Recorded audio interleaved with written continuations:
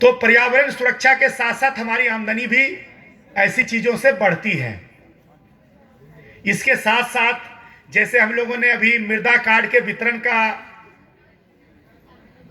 बहुत बड़ा काम किया था, तो हम धरती माता से जो फसल उपजाने के लिए उसमें तमाम तरह के खाद और चीजें डालते हैं, उसके कारण असंतुलन न पैदा हो। इसके लिए जरूरी है कि जिस तरीके से हम अपने खाने पीने पे ध्यान देते हैं कि शरीर स्वस्थ रहे, वैसे ही धरती माता मिट्टी का स्वास्थ्य अच्छा रहे, उसके लिए हमें मृदा कार्ड में जो जानकारियां दी गई हैं उसके हिसाब से खाद आदि का प्रयोग करने की दिशा में भी पहल करनी चाहिए।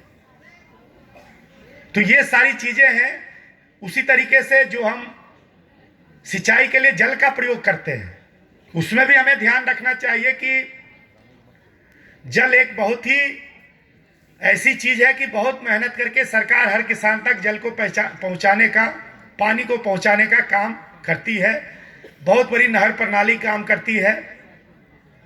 तो हमें पानी के भी उपयोग में बहुत होशियारी, बहुत ही समझदारी दिखाने की जरूरत है। ज्यादा पानी प्रयोग करेंगे, आपके खेत की उत्पादकता घटती है, और ज्यादा पानी प्रयोग करने से सरकार जो पानी आप तक पहुंचाने का प्रयास कर रही है, सरकार का अननेसेसरी एक्सपेंडिचर बढ़ता है। तो हमें इन सारी चीजों का ध्यान रख के पर्यावरण की जो सुरक्षा है उसको भी बनाए रखने का प्रयास करना चाहिए।